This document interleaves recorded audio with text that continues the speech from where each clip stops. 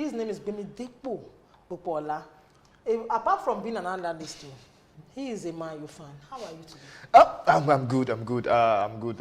Like our coach said, you have to, step up and move on from the defeat. So I'm good. It's good to be here once again. Hello, everyone. And your coach said it's not that right now he can't resign. He died there. I think he doesn't really have the love of Man U in his heart because he said he loves Manchester United, and if you love Manchester United and losing 5-0 against your topmost opponent, this is more than a derby. So I think he should have just resigned, but I don't think he has the love of Manchester United in his heart. That's just it. He has. He's a legend. At the same time, to ask me to get to that point, yeah, I'll start talking about it too. Yeah. He's not looking good this morning. They have been tackling him in the newsroom. Wait, very soon there will be something big that will be coming from that table, talking about our newsroom gist every Mondays, and then you look at them Fridays too. When there is a big match coming up or a big match being played, we'll just keep a secret camera to hear all the fans and the critics talk about that. Let's just go straight to the main business of the day, the way I love to say it. And now to Bemidekpo, my Woli G, let's look at football. Talking about Super Falcons. They went to Accra, they lost 1-0, but they've gone through on aggregate 2-1 for you. How would you describe the performance? Because they kept us seriously at the edge of our seats. Honestly speaking, it was for me. It was not really a splendid performance, but they got the job done, and that's what really matters. Whether you win or you lose, as long as you go through. Like what the Ghanaian coach said, she said she felt that our team could have done better, but they won on the night. And I was like, you don't just win, you are winning without going through. I don't see that as a win. But anyhow we put it, anyway we put it, as long as you've gotten something, you have something to hold on to, and I think that was what she meant.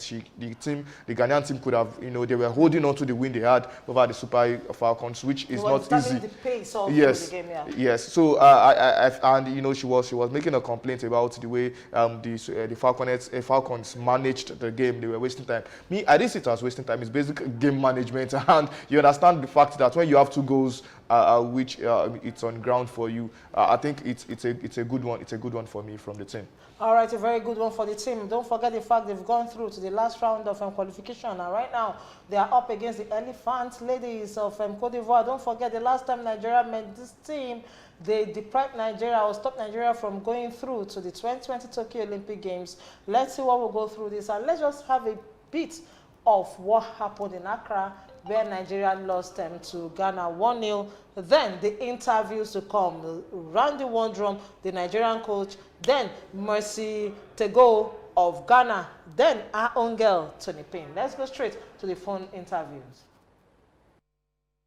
Yeah, as human as we are, she's also a human being. We all make mistakes. In as much as a player gets a ball in front of the post and squanders it, the referee also erred.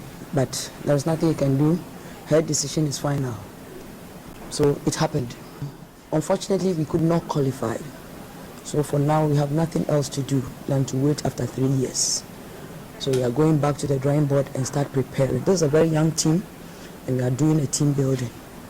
We are from class 1, we are going to advance to class 2. Yes, game that we saw on Sunday when the Manchester United are home at Old Trafford that turned to the theatre of nightmare. When they saw, but they couldn't conquer. Liverpool bashed Man U 5-0 for you.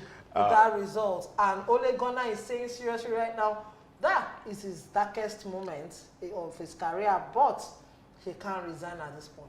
I think for me, it's the darkest moment for me as a fan. I've never seen Manchester United play so bad.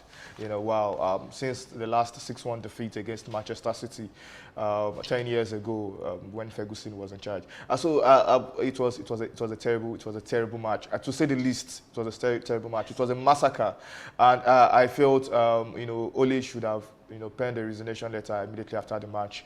If he truly loved the club. Yeah, honestly, if he truly loved the club, a lot of records were broken yesterday. 4-0 down at halftime, and Old Trafford, that's a no-no from any coach. That's a no-no. So I feel Ole is just, he has gone beyond his best to this team. He can offer nothing more to this team. So we should just let him go. We can have more talks and talking about Rivers United crashing out of the CAF Champions League.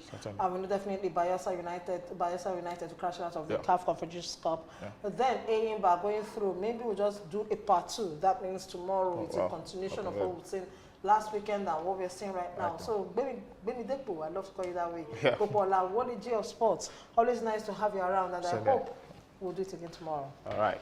All right, on that note, I'll say a big thank you to you. Join us on Sports Cafe today. Definitely, we're doing it 10:30 a.m.